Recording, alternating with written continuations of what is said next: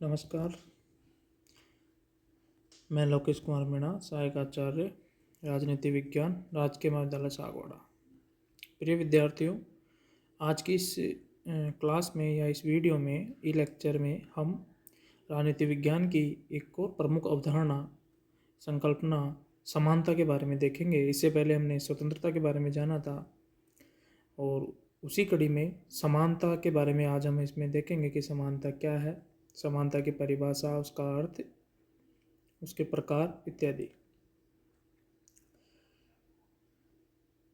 समानता की जो धारणा है, स्वतंत्रता और न्याय के सिद्धांत के एक समवाय का निर्माण करती है। समानता की जो धारणा है वह स्वतंत्रता और न्याय के जो सिद्धांत है उनके लिए एक समवाय का निर्माण करती है। 1789 में स्वतंत्रता, समानता और बंधुता, फ्रांस की जो क्रांति हुई थी उसका नारा था 1789 में स्वतंत्रता, समानता और बंधुता के नाम पर जो फ्रांस की क्रांति हुई थी उसमें समानता के सिद्धांत का वास्तविक रूप से प्रतिपादन किया गया। समानता का अभिप्राय क्या है? समानता से अभिप्राय ऐसी परिस्थितियों के अस्तित्व से है जिनके कारण सभी व्यक्तियों को अपने विकास के लिए समान अवसर प्राप्त हो सके। यानी ऐसी परिस्थितियों होनी चाहिए जिनके द्वारा सभी व्यक्तियों को अपने विकास के लिए समान अवसर मिले, जिनके द्वारा व्यक्तित्व के विकास के मार्ग को अवरुद्ध करने वाली बाधाओं तथा सामाजिक एवं आर्थिक विषमताओं को दूर किया जा सके।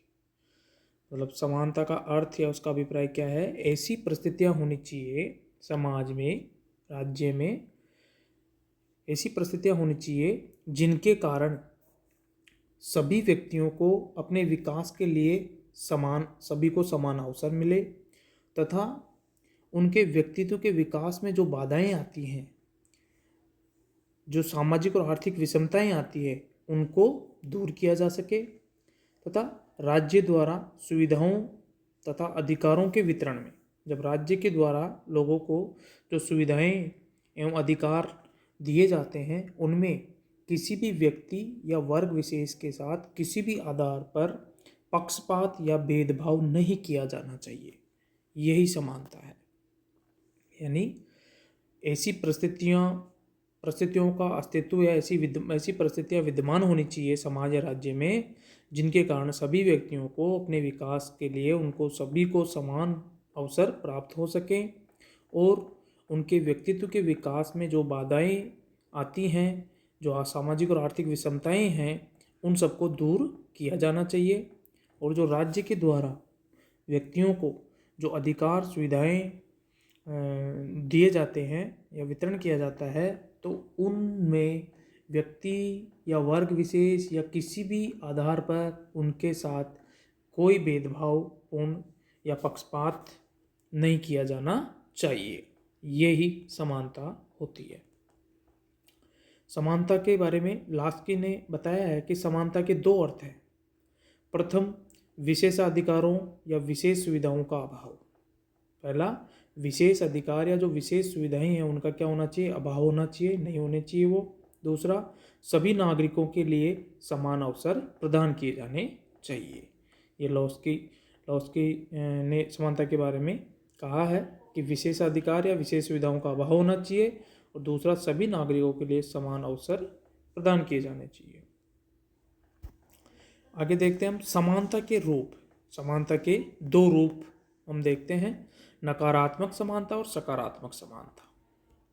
नकारात्मक समानता, इसका तात्पर्य है किसी वर्ग विशेष को विशेष सुविधा प्राप्त न हो तथा विकास की सुविधाएं उपलब्ध कराने में किसी प्रकार का विभेद या भेदभाव नहीं किया जाना चाहिए। यह होती है नकारात्मक समानता। मतलब किसी वर्ग विशेष को विशेष सुविधा प्राप्त नहीं होनी चाहिए। कोई भी वर्ग विशेष को किसी भी प्रकार की विशेष सुविधा प्राप्त नहीं होनी चाहिए। सभी के साथ समान व्यवहार होना चाहिए और विकास की जो सुविधाएं उपलब्ध कराई जाए उसमें भी किसी प्रकार का भेदभाव नहीं किया जाना चाहिए। ये होती है नकारात्मक समानता। सकारात्मक समानता क्या है? इसका तात्पर्य है कि राज्य के सभी व्यक्तियों के अपने विकास के समान अवसर प्राप्त, यानी राज्य के जो सभी व्यक्ति हैं, सभी लोगों को उनके विकास के समान अवसर उन्हें क्या मिलने चाहिए, प्राप्त होने चाहिए। प्राकृतिक असमानताओं को स्वीकार करते हुए सामाजिक विषमताओं को दूर करने का प्रयत्न भी किया जाना चाहिए। यानी प्राकृतिक जो असमानताएं हैं उनको स्वीकार करते हुए जो समाज में विषमताएं पाई जाती है उनको दूर करने का प्रयास किया जाना चाहिए। ये होती है सकारात्मक समानता। समानता के प्रकार। समानता के प्रकारों में सबसे पहले प्राकृतिक समानता। प्राकृतिक समानता क्या होती है? प्राकृतिक समानता से तात्पर्य है मनुष्य जन्म से समान होता है। मनुष्य का जब जन्म होता है तो वह समान होता है, अर्थात प्रकृति ने सभी को समान बनाया है। असमानता कृत्रिम और समाज की देन है। प्राकृतिक समानता क्या होती है कि मनुष्य, इस प्राकृतिक समानता के को मानने वाले विचारकों का मानना है कि मनुष्य जन्म से क्या होता है, समान होता है। प्रकृति ने सभी को क्या बनाया, समान बनाया है। असमानता जो है वह तो क्या है, कृत्रिम है, वह तो समाज के द्वारा दी गई है, समाज के द्वारा उत्पन्न हुई है। तो समान प्राकृतिक समानता के जो प्रतिपादक हैं वह ये मानते हैं कि प्रकृति के द्वारा मनुष्यों को सभी को समान बनाया गया है। सभी मनुष्य आधारभूत रूप में बराबर है, उनमें कोई भेदभाव नहीं है। जो असमानता है वह तो कृत्रिम है और समाज के द्वारा दी गई है। ये होती है प्राकृतिक समानता, यानी प्रकृति के द्वारा सभी मनुष्य समान है। इसके बारे में जो समर्थन करते हैं वो विचारक हैं पोलिबियस, सिसरो, होब्स, लोक, रूसो, कार्ल मार्क्स आदि ने इसका क्या किया है, समर्थन किया है प्राकृतिक समानता का। सामाजिक समानता, इसका आशय है कि समाज में रहने वाले प्रत्येक व्यक्ति को समान दृष्टि से देखा जाए। समाज में जो लोग रहते हैं उन सबको समान दृष्टि से देखा जाना चाहिए तथा समाज अपने सदस्यों को जो अधिकार या सुविधाएं देता है उसमें किसी प्रकार का भेदभाव नहीं किया जाना चाहिए। यानी समाज में रहने वाले जो व्यक्ति हैं उनको एक दृष्टि से देखा जाना चाहिए, किसी के साथ किसी प्रकार का भेदभाव नहीं किया जाना चाहिए। समाज और राज्य के द्वारा जो लोगों को अधिकार सुविधाएं प्रदान की जाती हैं उनमें भी किसी प्रकार का उनके साथ कोई भेदभाव नहीं होना चाहिए। समाज में जिस प्रकार से जाति, धर्म, लिंग इत्यादि के आधार पर जो भेदभाव होता है वह नहीं होना चाहिए। ये होती है सामाजिक समानता।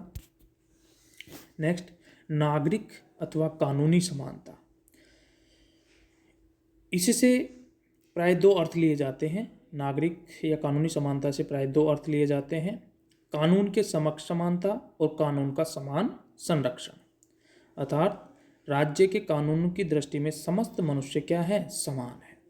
यानी राज्य के जो कानून हैं उनकी दृष्टि में सभी व्यक्ति समान है। कानून के अनुसार जो सही है उसका ही पालन किया जाता है, या कानून के अनुसार जो उचित है उसी को उचित ठहराया जाता है, जो गलत है उसको गलत माना जाता है। कोई उसमें भेदभाव नहीं होता है। कानून की नज़र में किसी ने यदि कोई कानून का उल्लंघन किया है तो कानून के अनुसार ही उसको दंड दिया जाएगा। ऐसा नहीं है कि कोई अमीर वर्ग है या अलग धर्म विशेष का है तो उसको कम दंड दिया जाएगा और दूसरा है तो उसको ज़्यादा दिया जाएगा। ऐसा नहीं होना चाहिए। तथा राज्य के कानून द्वारा दंड या सुविधा प्रदान करने में व्यक्ति में कोई भेदभाव या भेद नहीं किया जाना चाहिए।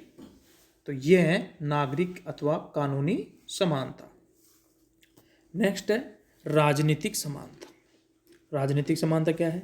इसका तात्पर्य है कि बिना किसी भेदभाव के समाज के समस्त नागरिकों को राज्य की जो राजनीतिक गतिविधियां हैं उसमें सक्रिय रूप से भागीदारी लेने के अवसर प्राप्त होने चाहिए।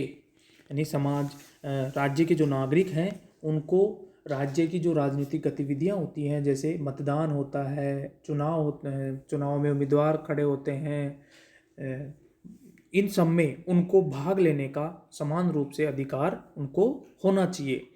उनके साथ कोई भेदभाव नहीं होना चाहिए। यह होती है राजनीतिक समानता। नेक्स्ट है आर्थिक समानता। इससे तात्पर्य है कि समाज में उत्पादन और संपत्ति का न्यायोचित वितरण हो। आर्थिक समानता का तात्पर्य क्या है कि समाज में जो उत्पादन और संपत्ति है उसका क्या होना चाहिए, न्यायोचित, यानी उसका वितरण न्यायोचित होना चाहिए, ताकि समाज के किसी एक वर्ग के हाथ में सारी संपत्ति का एकत्रीकरण या एकत्र न हो जाए। आर्थिक समानता लोकतंत्र की सफलता की अनिवार्य शर्त होती है। आर्थिक समानता के अभाव में राजनीतिक स्वतंत्रता महत्वहीन हो जाती है।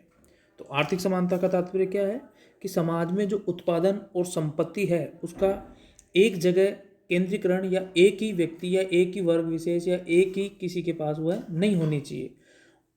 उसका जो वितरण है वो इस प्रकार से होना चाहिए कि सभी को मूलभूत जो आवश्यकताएं हैं, सभी की जो मूलभूत आवश्यकताएं हैं वो पूरी होनी चाहिए।